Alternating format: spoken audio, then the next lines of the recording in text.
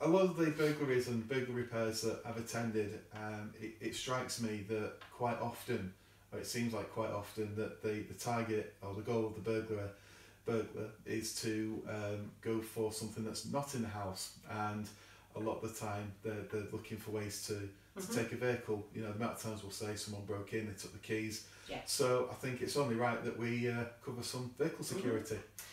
Two types of vehicle theft really in terms of burglary. The first one I would say is probably, again, it's the opportunist burglar.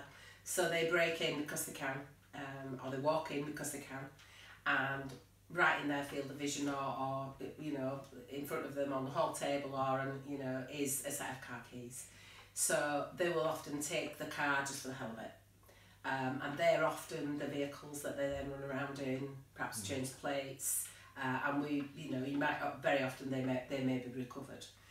The second one is the stolen to order. They're stolen because they're a specific vehicle, a specific type, and they have a means of getting rid of that particular type of vehicle. So they're the two different types for me.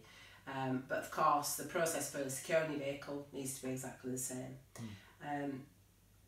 The vehicle itself, best place to keep it, if you've got one, is in your garage. Yeah.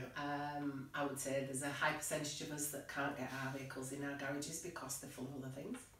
But ideally that is the best place, with some good, obviously, security on the garage, making sure that that's all robust enough and locked up on a regular basis.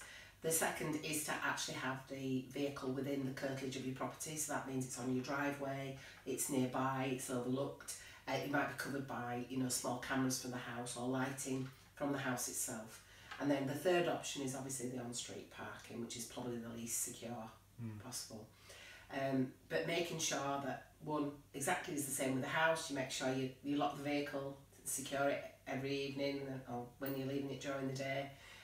That you take the keys into the house, and that you keep those keys as far away from that vehicle as possible at all times. So if it's overnight, that you pop them in a drawer or something downstairs.